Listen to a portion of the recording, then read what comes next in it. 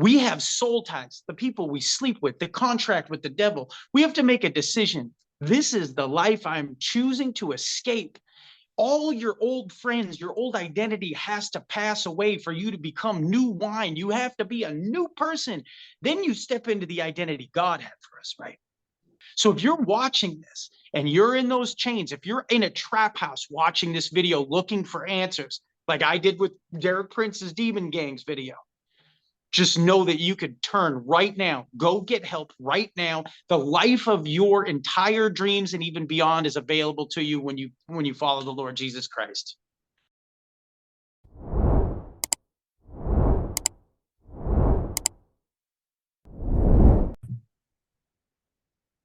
Welcome to Recovery Inspired Hope. I'm so excited to bring you part 2 of this amazing series with my friend Boston Born Again, the amazing author of this book, Fire and Ice, the Meth Bible. This book explains the crazy demonic world of meth and how the only way to get out of it is through Jesus Christ, God, deliverance, and fighting the satanic realm and demonic entities that come in this crazy world of meth.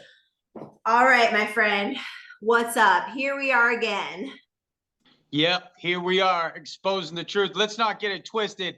The devil hates us, Jamie Tall, and he hates what we're doing here, exposing the meth game for what it is, a twisted carnival that the devil sets up in every major city, in every rural community, and every little town in between to break the spirits and kill the souls of God's children.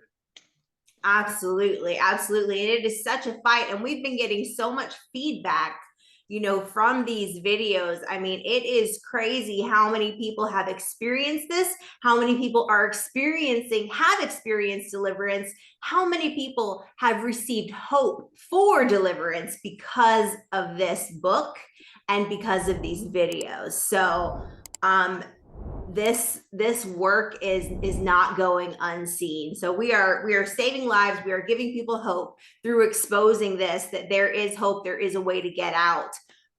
So in this, I am currently on chapter 4 of your book. The driver stakes are high, right? And so we really start to get into how you got into this taxi cabbing. You want to talk a little bit about that? Well, I was on a 2-year purposeful suicide mission in the world of crystal methamphetamines. I just happened to get a job as a nighttime cab driver by chance. That's where God put me for my little detour into hell. And then I started to really get into the meth game, okay, what we're talking about today. Now, my clientele, I was there and I was doing drugs, and the clientele exposed me to the game, roped me in. I loved the excitement of it all. I loved the sleaze and the grime. I mean, I was there for a lot of different reasons. It wasn't just the drugs. The lifestyle grabs us as much as the actual drug does, the sex, the excitement of it all. And if it wasn't fun in the beginning, nobody would become a meth addict, okay? The devil has schemes, right? So territories is what we've been talking about lately, principalities. This is a traveling carnival that the devil springs up all over this country, all over the world, and it entraps so many people. And now we're starting to talk about it truthfully, and it's amazing the response we're getting now that people are seeing us come out with it, the courage people are having. I'm not going to sound crazy if I talk about my experiences. I'm going to voice what happened to me out there. And what we're doing here is setting the captives free. We have to expose the meth game, and it is a game. So many moving parts, so many reasons, and so much going on out there that we have to tell it for what it is. We're not just out there just for the drugs, are we, Jamie? Oh, absolutely not. I did a reel on Facebook regarding the part in the book where you're talking about the club life, introducing yourself into the club life. I worked in strip clubs, and I danced, and I waitressed, I bartended, I did all of the above. And, it was the life, you know what I mean? It almost, gives you this false sense of ego, and it feels like you're a part of something, you know, and Right. there is power in it, and it is like a false sense of like, you know, we feel like, oh, we finally found where we belong, we're making great money, because there's good money in it, right? There's Right. damn good money working in the strip club. And then, oh, and we get to get messed up all the time. Oh, Right. and it's, you know, I mean, now dancing, I will say dancing is it's a lot of work. Yeah. you will you will develop some muscles in your legs. You got to get good at, you know, at things. Right. You know, but it's like you get to do what you want to do when you want to do. You want to tell somebody off, you can do that. They'll probably like it. Yeah. Now look at me, look at my part I played in that. I was a strip club manager in real life during that time, right? That was based on my real life. So the devil sent me in there not only to break me, but I was breaking other people, young women. I had a speech. Hey, honey, you can make $100 a night waitressing, or you can make $1,000 a night dancing. Choice is yours. What's a sick girl gonna do? Now, childhood trauma, addiction, mental health issues. They're all the perfect storm that grab young women, grab all of us in. And that's what the devil uses to rope us in. And once we get a taste of that drug, when we get a taste of that fast life, that fast money, there ain't no turning back. We are now in chains, and we enter into a contract with Satan unknowingly until we break the chains with Jesus Christ. Now, the life is exciting, okay? The life is very exciting. When you're out there driving around drug dealers for a living, when you're working with prostitutes, check cashers, when you're hanging with money printers and identity thieves, and your life is like a Die Hard movie on meth, I would think to myself, how am I going to go stock shelves at Walmart after this? The life trapped me. Okay, not thinking that I could go for my dreams. I thought that my life was over, but it was still, it was like I was a zombie, right? Why do we all have nicknames out there? Tell me that's not demonic. We take on these brand new identities, okay, and that's who we become, and then we get this distorted idea of who this new person is, and we start living up to those expectations in our mind. We become who the devil tells us to become out there in the game. Absolutely, absolutely, which is so far from our true identity that is in Jesus, right? Um, The opposite. yeah, exactly the opposite. And you're so right, because it was like, you know, I when I got my first strip club job, I was waitressing at Applebee's, okay? And Yeah. my baby daddy, he ended up going to jail, so I'm a single mom. I got a 9-month-old baby, and waitressing at Applebee's, I'm behind on the bills. You know, I remember I worked 30 days straight without a day off at Applebee's to try to make up the money. Well, this girl that I waitress with, she's like, hey, why don't you come work over here with me at the strip club? And I was like, I don't know if I could do that. Man, let me tell you, it wasn't too long before I quit that job at Applebee's because Right. the money I was making at the strip club, you know what I mean? And it gave me a false sense of worthiness. Like you're talking about the women in there, mental health, broken, trauma, right? When I was in there, I remember the first time, it was the first time in my life I thought, wow, I must really be worth something if these Right. people are paying money just for me to dance on them. Like I must really have some kind of worth. And that was the first time in my life at 26 years old that I thought I was worth something. Right. And every person of value who actually loved me abandoned me because they didn't want to watch me commit suicide slowly. Right. So then I'm out there with these group of people. Now I'm the cab driver. I'm a meth game all-star. Everybody knows my nickname. I'm driving around people. I'm making money. I'm working for drugs. Basically, it was all a facade. It was all a great lie. It was propped up by smoke and mirrors. It was all lies of the enemy. Every single day when I thought I was a superstar, I was being broken sexually, mentally, physically, spiritually. The devil invaded my life, and I now worked for him. And my greatest thing that I think that I did, for the enemy was I took other people down with me. I was a bad influence, and I destroyed people's lives that way. And it's ripples in a pond that go out forever. Every time we throw a stone, it goes out into eternity. And now I live my life to try to do the exact opposite. I work for God today, okay? I think that the only way is to expose it like we're doing here. I was locked up 3 years ago today. I have achieved more in the last 3 years than my mind could ever have dreamed. Okay. So that thought of how am I going to stock shelves at Walmart? You know, I started at a gas station when I came out. You've got to detox from the game, the lifestyle, the fast money, the always being somewhere at 2 o'clock in the morning, no matter what time of night, you got action, you got something going on. The hustler in you will never die. Okay. You're always going to want the action. That's just part of who we are.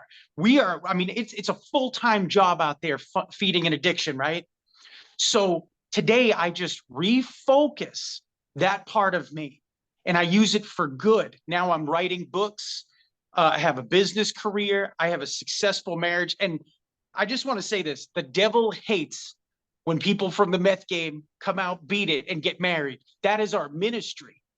Marriages are so important because we have prostitutes, we have, you know, bag chasers, like I talk about in Fire and Ice, the Meth Bible, all coming out of that life, finding Jesus, and now being in love with one person, respecting themselves and their body, shining for God, big careers, achieving all kinds of things. We are living proof that escaping this tragic carnival the devil set up is completely possible. And that's why the devil hates videos like this.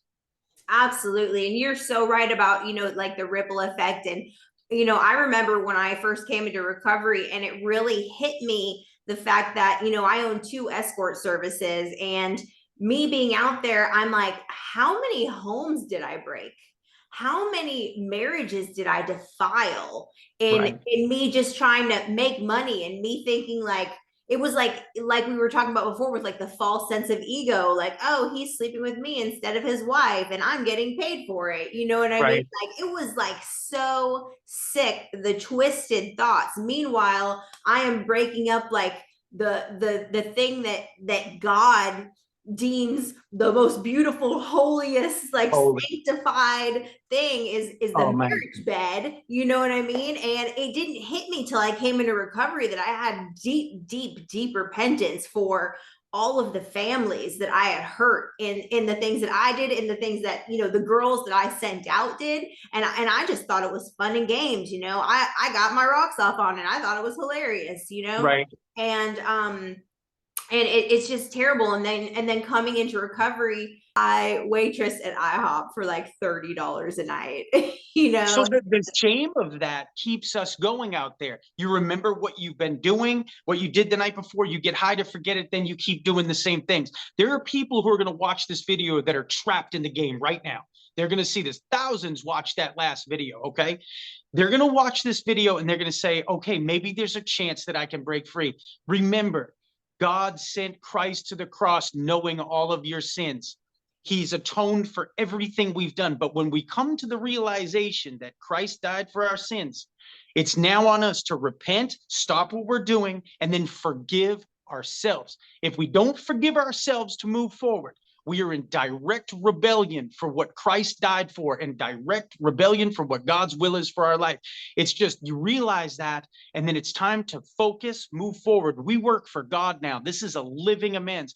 And it's not easy what we're doing, Jamie Tall, because I've had people message me through my TikTok since that video came out and stuff. And they saw my TikTok through that video. They messaged me through there. And one guy told me, you should not be talking about this. Those are spiritual things that you should not talk about. There are people who are angry that we're setting the captives free. Those people are still working for the devil. Yes, I got some similar messages actually. Also, and people send me a message and then like block me, you know, especially when talking about we were talking about like the gang stalking and things like that. Can we touch on that? Because so many people have so many questions. There are so many people stuck like in the bondage of this, and they're looking for, you know, an answer. And I can give like some tips on how to keep yourself safe, but you know, we can't give a fleshly, worldly answer for a spiritual issue. You're dealing with demons. Do you remember in the club scene that you read part of that book on a Reels? The part about diamond eyes. When you're looking around the room, you feel diamond eyes. That was me just trying to relive those moments, right? I was surrounded by people that were demonically controlled in every place I went, because the game, is everywhere. That's the only place we live, okay, is within that game. To break free, to be clean off meth, to be a 2%er for life, you have to cut ties with literally every person that you know in the game until you see them walk into a meeting or church or whatever it's going to be. We have soul ties, the people we sleep with, the contract with the devil. We have to make a decision. This is the life I'm choosing to escape. All your old friends, your old identity has to pass away for you to become new wine. You have to be a new person. Then you step into the identity God had for us, right? Like we were talking about. And then you start feeling self-love. When I found out that God was feeling me, I started feeling me, Jamie Tall. And now I know I can do anything that he says I can do. Now, I called Fire and Ice the Meth Bible. Some people said it was blasphemous. I looked up the definition of Bible. It's a book that is the authority on a subject. And I called that book that because that is the most raw depiction of the meth lifestyle. That book is the truth. 718 pages about the life that we used to live. And that book is going to set captives free. And that's for the person who's out there high reading the book like you used to read the Bible. Remember, 16 hours a day. Mm-hmm. Somebody's going to pick up that book and go, this man escaped. This man escaped, and so can I. And that's why God had me write that book, as bad as it was, because the truth needed to be told to expose the devil's carnival. Exactly. Because people are stuck in it and they may not even know how deep they're stuck in it. They think they're just having fun. They think they're out there just partying, having a good time. And they don't realize that when you are smoking meth, when you are shooting meth, like when you are doing these things and having sex with people, like you were saying, you're creating these soul ties. Like you are like stuck. It's like an invisible cord that is connected to the demonic realm that keeps you. It keeps you there. And it's a shame. And just so to answer your question, I didn't mean to get away from that, but gang stalking, you can just assume that if you're in the meth game, you are being maliciously gang stalked by even your best friends, okay? The whole thing is everyone wants to see you lose. You can trust no one. Your best friends are not friends at all. It's all an illusion. And you're out there and everyone is just breaking each other. Escape now before it's too late and the life of your dreams is ahead. Gang stalking, everyone in the myth game is rooting for you to lose, period. Absolutely. Yeah. And that was such a hard pill for me to swallow when I came into recovery. Like, wow, these people didn't care about me. They didn't care about me at all. Like they were using me. They were abusing me. They were passing me around. Like I was a joke, you know, and they had my head, you know, they were, you know, Satan's army prancing around with my head on a stick, like, ha, God, look what we've got one of yours and look what we're doing to her. You know, I mean, they just parade and make us skeptical of you. And it's terrible when you're in the middle of it, because it's heartbreaking, especially if you are, you know, one of God's chosen ones. Like you want to, you know, think the best of people, and you want to think like, oh no, this isn't that big of a deal. But it is. It's totally strategic. It's planned out. It is not coincidence. There's no coincidence. All the little codes and everything, the whole language, the whole life is just demonically controlled and designed to break you. It steals, kills, and destroys anything good. Your best friends in the meth game think the exact opposite of how God sees you. They will sleep with your boyfriend in a New York second for a bag of dope. They will take your spot. They'll cut your throat. My best friends robbed my house the night I went to jail. They saw me on the news. The police told me, they're in your house right now, robbing your house. I'm like, yeah, you know. So I was blessed to watch every one of them walk away, and not one of them wrote me, not one of them came to see me, no one cared. I was a distant memory, like smoke in the ashes, and I was blessed by that. When I got out, I hit the ground running, and I never looked back. I put those people, those places, and those things in the rear view, and now I'm out here serving God. I mean, that book, you read the chapter, you're reading the chapter that's The Driver Stakes is High. Is that not a trigger warning? Can you not feel yourself in the trap houses? The needle going your arm. You can feel what it's really like to live that life. Absolutely. It is such a clear depiction and brought back so many memories for me. It was definitely, I had to take it in small bites because I was like, wow, this is intense. It's almost like walking back into a flashback, Right. of that life. Like it is truly like, wow, Right. that, and it really, it has also brought me like a lot of clarity for things, because when we're in this, we think that oh, this is meth psychosis. Oh no, you're just crazy. Oh no, you're just seeing things. You need to go to sleep. You need to get off the drugs. I went in and out of the mental hospital 8 different times because I Right. kept seeing all this demonic stuff, and for me, mine was it was a satanic cult, and they were led by a Freemason. And Right. Yeah. so I kept saying like, I keep seeing these people and they have this black hood and they have this black cape and they're like, no, you need to go to sleep. Like you're on drugs. And it was like, no, they were really there. Like Right. that was real. Those things weren't made up in your head. What are demons' main job? To torment. They make you think you're crazy because they want you in a mental institution where you have no rights as an American citizen, where no one will listen to your words. Everything you speak is, you might as well be in outer space. Nobody's listening to a crazy person. Your spirit's gone and it strips you down of everything from your freedom to the people that love you to even your voice. No one will listen to you. But now, if we find recovery, now look at my life. I was in a mental institution, right? A lot of shame that goes along with mental health and that type of thing. Methamphetamines did that to me. But when I came out, I didn't care. I knew that God had a plan, right? I wrote a 718-page book with a 10th grade education, right? And you've read it. It's pretty decent. It's Okay. amazing. It's amazing. Don't sell it short, Pat. Don't I sell it wrote, I short. wrote, I wrote that book in 6 months to the day while I was homeless, and I never read it, never changed not one word. God wrote that book through me, as bad as it is, so that the truth about the meth game could be exposed. Now, the next one I'm writing, Deep Washington, that's about the total transformation, about what God did in my life after. But I have sold millions and millions of dollars since I've been out. Okay. I got married to my soulmate. I've achieved things that I never felt in my wildest dreams would come true. And it's only the beginning, but it's because I pushed through the shame. I trusted God's plan for my life, and there was nothing that was going to stop that. So if you're watching this and you're in those chains, if you're in a trap house watching this video looking for answers, like I did with Derek Prince's Demon Gangs video, just know that you could turn right now. Go get help right now. The life of your entire dreams and even beyond is available to you when you follow the Lord Jesus Christ.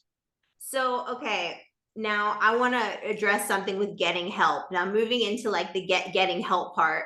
Mhm. Why is it that we cannot do it on our own? Because I hear this a lot. People, they don't want to go into, a community, a sober living, a recovery, a detox, a church. They want to internalize and do it on their own. Why is this not possible? Well, who does that sound like to you? What's the hallmark of Satan? It's division. He wants to keep you alone and isolated. Now, treatment's great, sober living's great, church is awesome, 12-step meetings are awesome. I would say pray, find the people who really love you first. Family, try to go and repent and go and apologize. Get some people on your team, get a core of your team. Then go into a 12-step group, whether it's Celebrate Recovery or any of the other ones. They're all good. I go to everything. I go to everything because I spread the gospel wherever I go. And I would say get a core group of people. But if you want to be alone, recognize that that is the enemy whispering his snarling voice directly in your ear, trying to set you. As soon as he gets you alone, he's going to send you the demon controlled people to whisper in your ear to get you to go back. And I can't tell you, when I was quitting drugs every other day when I was out there, I can't tell you how many times I'd be walking down the street and somebody would come up to me and say, "Hey, Boston, I got that gram I owe you." And I'm like, "Where were you the last 4 months?" The devil will try to use anything to rope you back in, and division is a hallmark of the devil. If you feel like you should be alone, that's exactly when you should not be alone. Exactly.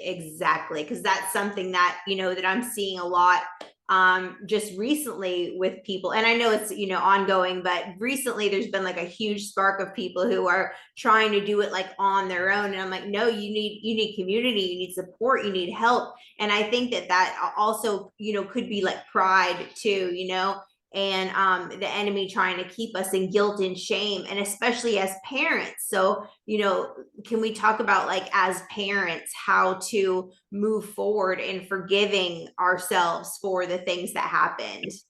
Right. And I mean, did you read some of the shameful things I put into this book? Okay. When I wrote those, I was releasing stuff like that on the internet from the inside.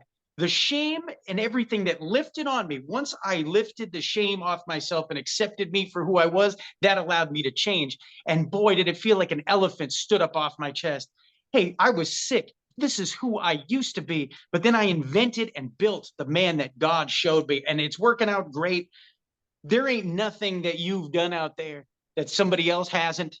And I've probably done that twice and maybe even something else more. It's okay. God knew about it and he's still saying, come on home anyway. It don't matter.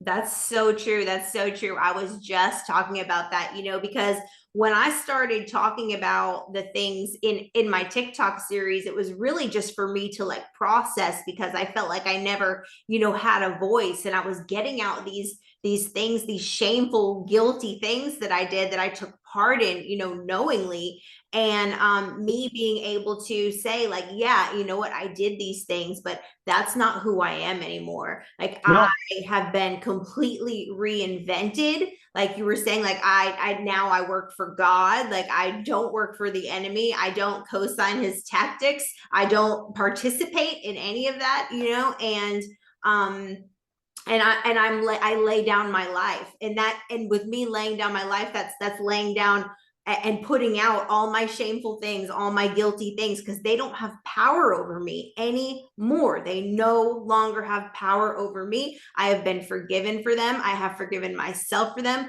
I've been restored in these areas, and you can be restored in these areas too. Your children can you can have relationships with them again. right. These things can be restored. It does take time, but we should just keep pressing forward and doing the next right thing, and the things will happen. The gifts of recovery will come through for Right. sure. And like the cast of characters out there, it's all a big sham. Once we realize the devil's controlling everything, I look at your story about the doctor and the pills, right? And I look at that and I'm like, the devil was controlling the whole situation. He sent you there to break the doctor there to break you. Everybody was losing except Satan. It's all a great illusion. When we think we're getting over on people, they're really getting over on us. The devil's winning, the enemy's winning, our lives are broken and destroyed. Once we escape that and we realize that it's all a big sham, the devil has no power over us anymore. And now we can harness everything for good and light, and we can become exactly who God intended us to be. Right. And you can, and I promise you now, you can have these amazing dreams. You can have amazing jobs. You can have, the things that you never thought were possible without getting them through selling drugs, through prostituting, through, all of these demonic pathways. Like, you can truly have your dreams, with God's blessing. And If, God if drug dealers owned cars, I wouldn't have been able to support my habit. There's a reason why everybody's broke out there when they're making $10,000 a month. It's you're set up to fail. It's on illusion. If you're in the game, you'll never be nothing in life, and that's just a fact. It's designed to keep you down. There's no way to get out. There's no way to get back into reality until you break the chains, the soul ties from that whole area of life. Leave the carnival now. The party's over. yes, yes, absolutely. I love that. Get off the Ferris wheel. Right. The merry-go-round is demonic and broken. Get off before you fall off. Yes, those are not real horses. Just keep, No, keep. those horses eat people. That's right. That's right. Right. Oh my goodness. This is going to be a great thumbnail. Yeah. Oh my Yeah. goodness. What else? What else can we talk about? Um, I just want to say that if you have a loved one and you don't understand the strange, mysterious ways that they've been acting, they're like a zombie, they don't sleep, and they're on meth, and you can't understand it, go ahead and pick up the book. I wrote it from a few different angles. I wrote it for the addict who's still trapped. I wrote it for the family who doesn't understand, and I read it for the kid who's trying drugs for the first time to show them what could happen, and I think that it's important for us to say the truth is in that book. And if you got family, you have to understand how deeply they're in, and it's not just a drug, it's a spiritual cage that they're living in, and I think that that book explains it, and it also shows the way out. Absolutely, absolutely. And um when people do have, family in there, it's such a fine line between loving someone where they're at, having hard boundaries, and just continuous prayer and doing Right. warfare for them like every day. I mean, it's Do not give them a place to stay. Do not let them use your car. Do not give them money above all things. But I mean, a meth addict can use the house that you open to them to invite the most evil, demonic crowd of carnival workers you've ever seen into your house. And that invites all kinds of crazy stuff. And if you've got a Florida crash on, that's a way for them to get high. absolutely, Right. absolutely. My poor dad, man. Yeah. Yeah. I hear Wow. you. Yeah, my mom too. I had a guy actually that was, part of that cult, and he actually ran me over in my own car in my mom's driveway, ran over me went through my mom's house. Thank God my kids weren't on the other side of that wall, okay, because they were little at the time. And I was so messed up in this whole meth circus carnival here, that when the cops came and they asked me, did he do that on purpose? I was like, Yeah. why would he do that? He loves me. Like, I Right. was so, they were like, but Miss Tall, there's skid marks in the driveway right here. Like, Yeah. we're pretty sure that he did this on purpose. And I was just Right. mind blowing. What? You mean he tried to kill me? What? Right. And then the word snitch is about the worst thing that you could be called out there. It could get you killed, this, that, and the other thing. And you've got to live within the rules of the game. And nowadays, to me, the rules of the game are absolutely insane. You're sitting out there protecting a bunch of people who would flip on you in a New York second. Half of your friends are probably confidential informants right now who are give me three out and then you go free type situations. I mean, how are these people, now that I look back, how are they running around free, doing the things that they were doing when I know some of them got caught? Mm-hmm. You've got to ask yourself, and there's a lot of Judases running out there in the game, and they don't care about you. So every time you do a drug deal, every time you talk about drugs, every time you do a prostitution deal, all this stuff, your friends are telling on you. And you might as well just go ahead and assume that. Absolutely. That's so true. That is The so same one's calling you a snitch. right. Yeah. Yeah. Exactly. When Yeah. you're not, they are. Yeah. Right, right. Right. Oh my goodness. So in order to get out, so you're stuck in this thing. Now you ended up, how did you end up in the mental institution?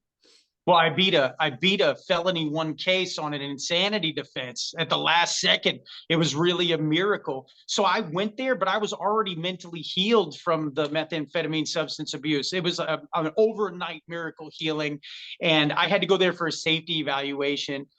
So I was sane in that place, and I came out with paperwork saying that I have no Axis 1 diagnosis. I was diagnosed as a meth addict, methamphetamine substance abuse, because they did a thorough evaluation with a team of 20 doctors, treatment team, and they determined that it was basically a big mistake I went there. And I never should have gone there, but God had a plan. And I Mhm. walked out of there a completely freed man with no criminal record. I always ask myself why, because he knew where I was going next and I couldn't go there with felonies. So he took care of me. And the only reason he chose me for this mission, Jamie Tall, was because I got a big mouth and he knew I'd tell everybody about all the miracles. That's it. Isn't that the truth? Saved by Yep, the blood of the Lamb and the word of your testimony. that's right. Yeah. Yeah. So Absolutely. I can take a beating and I got a big mouth. That's why he selected me for this mission. But you know what? I'm glad he did. I wouldn't change a thing. So Yeah, absolutely. I can relate. Yes. Like, oh, she will share her whole life on the internet. right. You know, people hate what we're doing, Jamie Tall. People hate what we're doing. People and the devil absolutely hates us. You can expect opposition when we start talking about things like this. I've been speaking on this for 3 years now, and I can't tell you how many people have attacked me, called me crazy.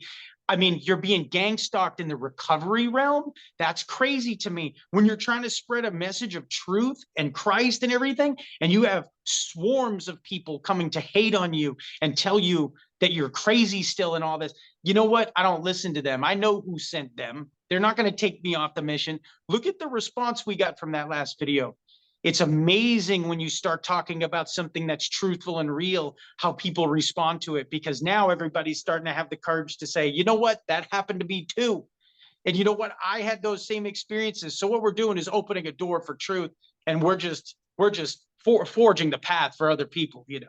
Absolutely, absolutely, and giving a voice to people who may not have had courage to speak up. So being like a voice to the voiceless. Right. Awesome, awesome. Well, Boston Born Again, this is an awesome book.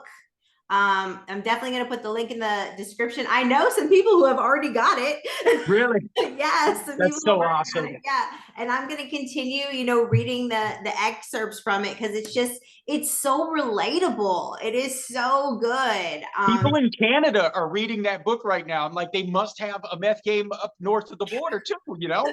I guess it's everywhere now. So that's good. Yes, yes. So Fire and Ice, the Meth Bible by Boston Born Again. You can get this on Amazon. There's a Kindle version and a paperback version. I like the paperback version because I like to have it in my hands. Right. Super, super truthful book. I mean, this is true life of the meth carnival. True. I had to put that book out myself because no publishers would touch it. I was shopping it in 2020 and nobody would touch a book because it's that honest, that truthful, and that explicitly real. Yeah, well, everything is controlled one way or another. So right. This book's going out no matter what. Right. Publishers can't stop it. Nothing was going to stop that. Nothing's gonna stop it. Oh, well, awesome. Well, it's so good talking to you. As always, congratulations on all the amazing things that God is doing in your life. And thank you again for being a voice to the voiceless and giving people courage to say, you know what, if he did it, so can I. So thank you for that, for sharing your testimony. And we will be doing more talks. This is not the last one. So get out of the carnival now. The cotton candy is made of poison. That's right. That's right. Leave now. Yes, you don't know what's in the middle of those candy apples. You don't. That's right. You don't Razor know what's blades in hell. Yeah. Yes, yes. Awesome. Thank you so much for having me today. Yes. Appreciate it. Thank you. Make sure you subscribe to Jamie Tall on YouTube, and we will see you next time on Recovery Inspired Hope.